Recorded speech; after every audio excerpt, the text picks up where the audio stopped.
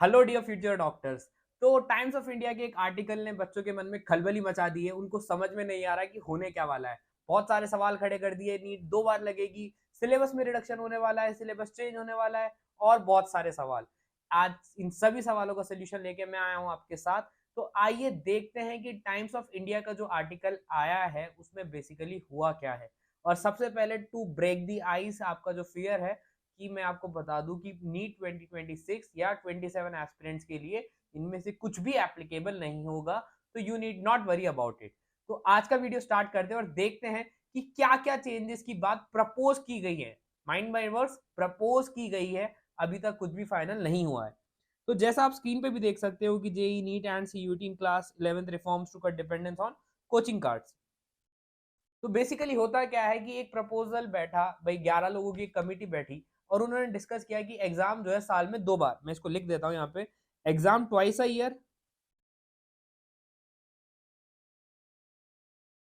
और क्या करते हैं, कोचिंग जो 4 से 6 घंटे आपको कोचिंग जाना पड़ता था उसका टाइम कैसे हम रिड्यूस करके 2 to 3 आवर कर दे। कोचिंग को 4 to 6 आवर से लेकर इसको 2 to 3 आवर पे शिफ्ट कर दिया जाए।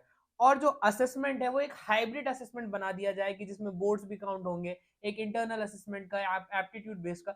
ऐसा एक ओवरऑल कुछ प्लान की उन्होंने बात करी है। आइए देखते हैं आर्टिकल में क्या क्या चीजें हैं। तो a central panel is proposing significant reforms to reduce student reliance on coaching centre.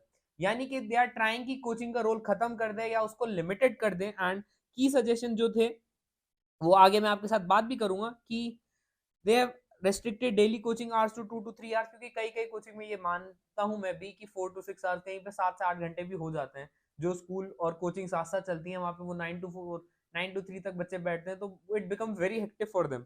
इसके अलावा मीटिंग में जो टोटल 11 मेंबर थे, 15 नवंबर को जो मीटिंग बैठी उसमें इन्होंने systemic pressure that push the student into extensive after school coaching.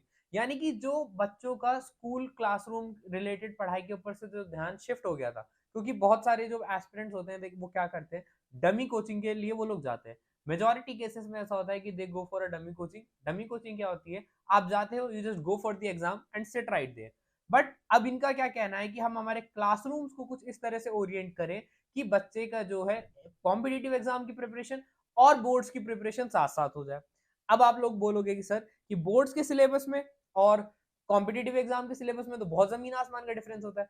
तो इस जो कमिटी ने ये बात भी बोली है कि विल प्रमोट सच दैट की जो एनसीईआरटी है उसको सजेशन दिया जाएगा कि वो और अलग अलग स्टेट बोर्ड से और डिफरेंट बोर्ड से बात करे और कुछ इस तरह से अपने सिलेबस में चेंज लाए कि जो एग्जाम का पैटर्न है उसके अंदर से फिक्स किया जाए। जो भी कंटेंट होगा सिर्फ एनसीईआरटी के अंदर से आएगा, यानी कि एनसीईआरटी के लेवल को इंप्रूव करने की बात की जा रही है, asking the NCERT to improve.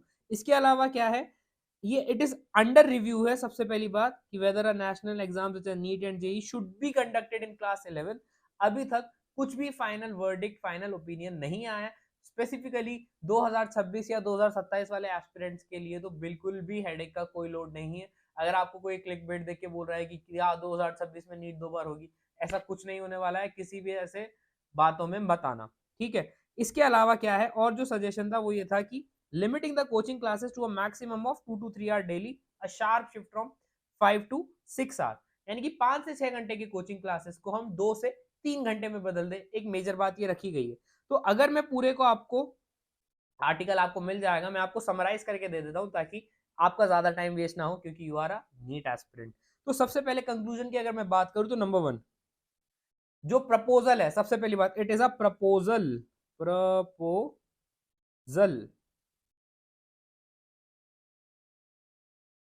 अभी तक कुछ भी फाइनल नहीं हुआ है।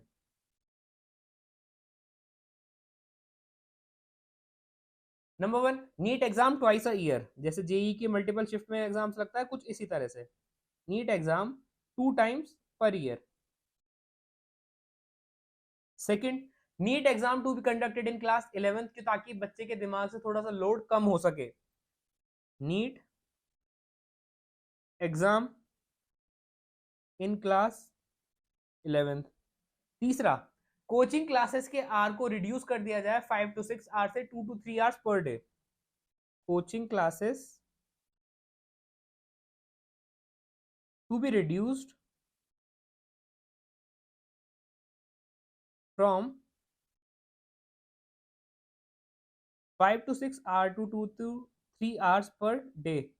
इसके लिए क्या रीजन वो लोग दे रहे हैं कि टू रिड्यूस द फटीग, बच्चे जो थक जाते हैं उसको कम करने के लिए, स्ट्रेस कम करने के लिए बेसिकली, और एक हाइब्रिड असेसमेंट मेथड लाने की बात की जा रही है।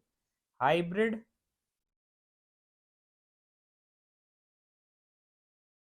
Assessment method. अब ये हाइब्रिड असेसमेंट मेथड क्या होगा, इसमें आपके बोर्ड्स प्लस एक एप्टीट्यूड बेस्ड टेस्ट लेंगे वो लोग, उसके थ्रू एडमिशन किया जाए, एप्टीट्यूड बेस्ड टेस्ट। देखिए मेरा मानना ऐसा है कि अगर बोर्ड्स को रिलेटेड कर दिया जाएगा कोचिंग में, तो ये शायद इनिशियल फेज के बच्चों के लिए थोड़ा डिफिकल्ट हो सकता है। 26-27 के एस्पिरेंट्स को they need not worry about it. 28-29 वाले एस्पिरेंट्स के लिए शायद अगर ऐसा कुछ हो मैक्स केस में, लेकिन आप इसको समझिए, इस पूरे स्ट्रक्चर को बनाने के लिए उनको अपनी बुक्स चेंज करनी पड़ेगी, एनसीईआरटी को पूरा सिलेबस अलाइन करना पड़ेगा, इसमें बहुत टाइम उनका कंज्यूम होगा। तो ये जो भी आर्टिकल था इसकी समराइज फॉर्म मैंने आपको स्क्रीन पे दे दी है। अब आपको बहुत सारे क्लिकबेट में आने की जरूरत नहीं है। और अगर आपको ये वीडियो पसंद आया तो वीडियो लाइक करिए, चैनल सब्सक्राइब करिए, और ऐसे इंफॉर्मेटिव अपडेट्स के लिए बने रहे हमारे साथ। मिलते हैं अगली वीडियो में, टिल देन गुड बाय।